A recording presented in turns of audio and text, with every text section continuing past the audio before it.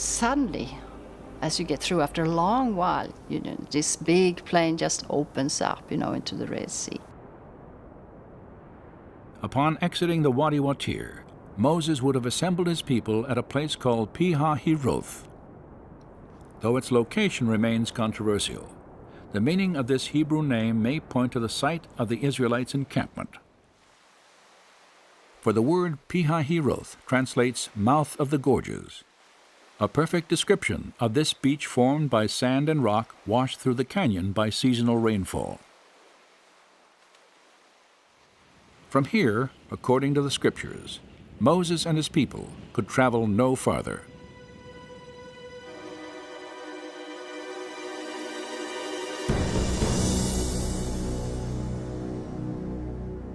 Then the Egyptians chased after them with all the horses and chariots of Pharaoh, his horsemen and his army. And they overtook them camping by the sea, beside Pi-hahiroth.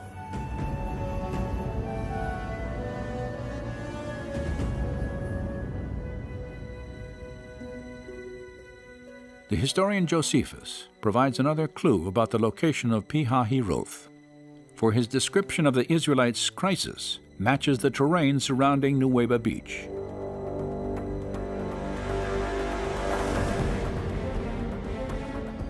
Now, when the Egyptians had overtaken the Hebrews, they also seized on the passages by which they imagined the Hebrews might fly, shutting them up between inaccessible precipices and the sea.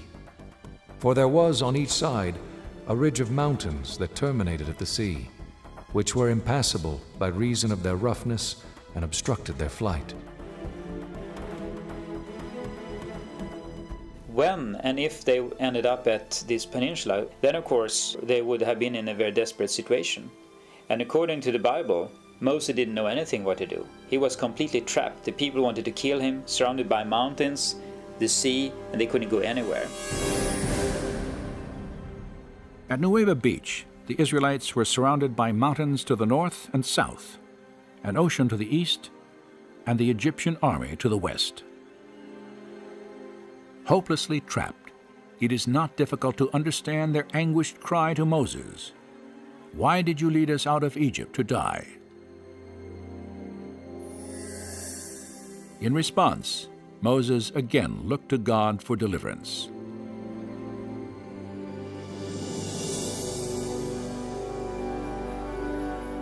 Then Moses stretched out his hand over the sea, and the Lord swept back the sea, and turned the sea into dry land, so the waters were divided.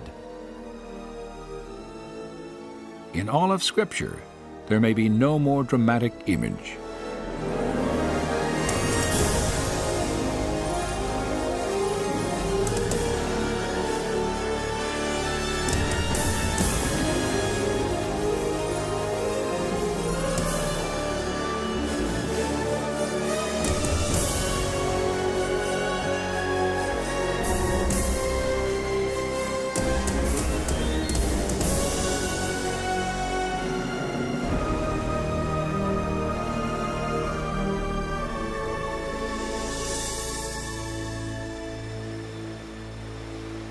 The biblical account of an ocean divided, Israel's passage to safety, and the destruction of Pharaoh's army defy naturalistic explanation.